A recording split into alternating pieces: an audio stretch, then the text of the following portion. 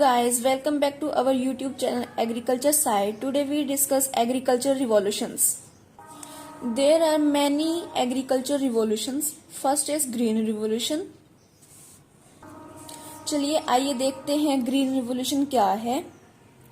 जो green revolution term दी थी वो दी थी विलियम एस गॉड ने 1968 के अंदर। वीट और राइस की प्रोडक्शन और प्रोडक्टिविटी पे इम्प्रूवमेंट करने की बात बोली थी ग्रीन रिवॉल्यूशन के अंदर विलियम एस गॉड ने।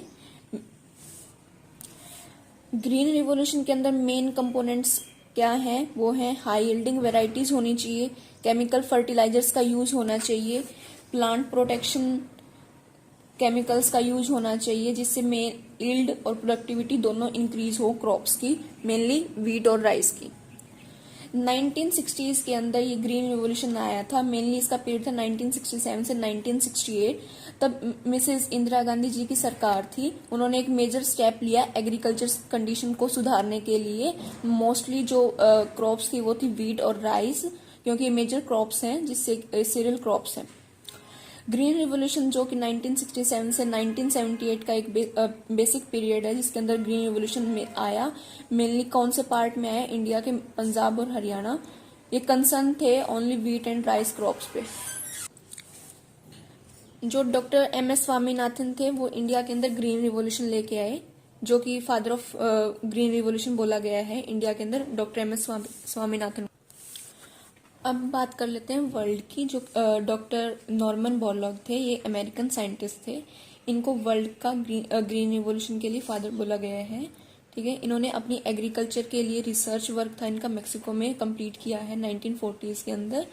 इन्होंने मेन डेवलपमेंट की है कि disease resistance high yield varieties को प्रोड्यूस करना, जिससे कि उसकी यील्ड को और प्रोडक्टिविटी इंक्रीज होगी वीट की।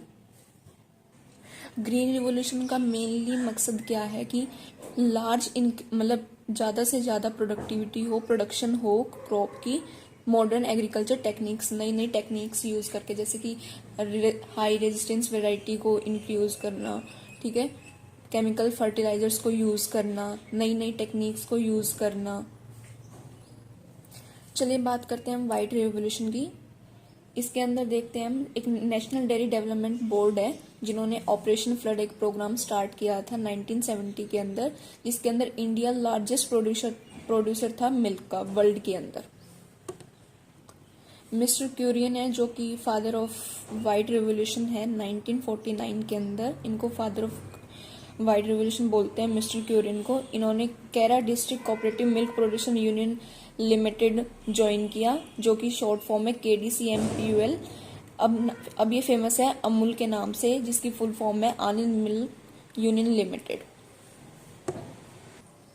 1965 के बाद जो श्री लाल बहादुर शास्त्री थे वो प्राइम मिनिस्टर थे इंडिया के। इन्होंने नेशनल डेयरी डेवलपमेंट बोर्ड की मतलब संस्थापक थे ये। ठीक है, ऑपरेशन फ्लड था, ये 3 फेजेस में कंप्लीट हुआ था। फेज 1 इज 1970 से लेकर 79 तक। फेज 2 है 1981 से लेकर 1985 तक। फेज 3 है 1985 से 1996 के अंदर। ये ऑपरेशन फ्लड था जिसके अंदर इंडिया के अंदर सबसे ज्यादा मिल्क की प्रोडक्शन हुई थी वर्ल्ड के अंदर। Next is yellow revolution. ये ऑयल सीड्स के लिए प्रोडक्शन या डेवलपमेंट के लिए बात की गई है येलो रिवॉल्यूशन के अंदर। जो ये रिवॉल्यूशन है इसको हम पीपल पावर रिवॉल्यूशन के नाम से भी जानते हैं। Next is blue revolution. ये फिशरीज की डेवलपमेंट के लिए आया था, ब्लू रिवॉल्यूशन आया था।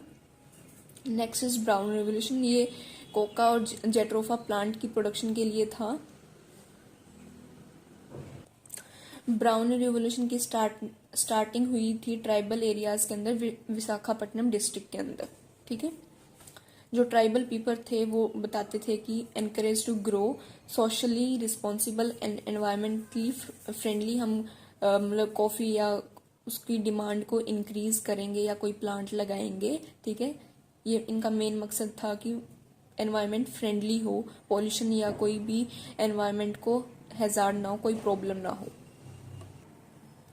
Now black revolution.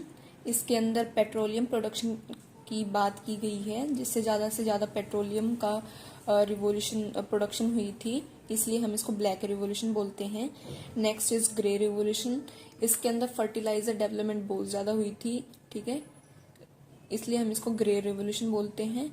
Next is golden revolution, इसके अंदर हम हनी और हॉर्टिकल्चरल जैसे कि फ्रूट्स हैं, वेजिटेबल्स हैं, इसकी प्रोडक्शन बहुत ज़्यादा इंक्रीज हुई थी। जो ये पीरियड है 1991 से लेके 2003, इसके अंदर सबसे ज़्यादा हॉर्टिकल्चर प्रोडक्शन हुई थी।